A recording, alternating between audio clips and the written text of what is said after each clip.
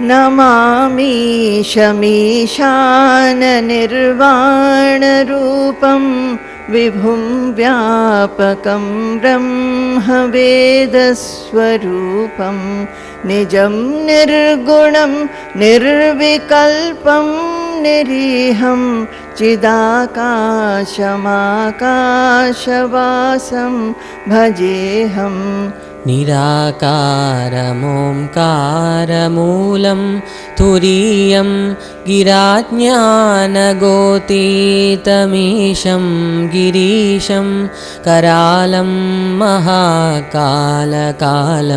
कृपालं गुणागारसंसारपारं नतोऽहं।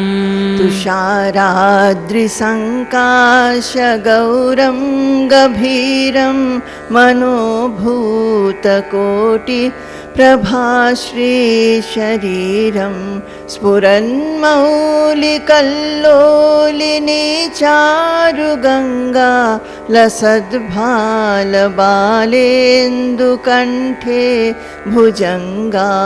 चलत्कुण्डलं भ्रूसुनेत्रं विशालं प्रसन्नाननं नीलकण्ठं दयालं मृगाधीशचर्माम्बरं मुण्डमालं प्रियं शङ्करं सर्वनाथं भजामि।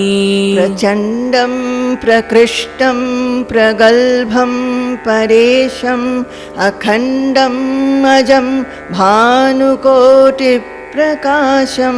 त्रयशूलनिर्मूलनं शूलपाणिं भजेऽहं भवानीपतिं भावगम्यम्।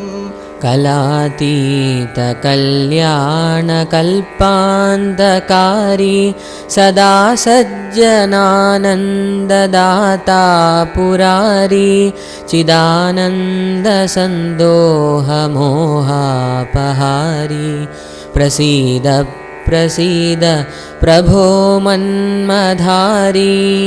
न यावद् उमानाथपादारविन्दं भजन्तीह लोके परे वानराणां न तावत् सुखं शान्तिसन्तापनाशं प्रसीद प्रभो सर्वभूताधिवासम्। न जानामि योगं जपं नैव पूजां नतोऽहं सदा सर्वदा शम्भुतुभ्यं जराजन्मदुःखौघतातप्यमानं प्रभो पाहि आपन्नमामीश शम्भो।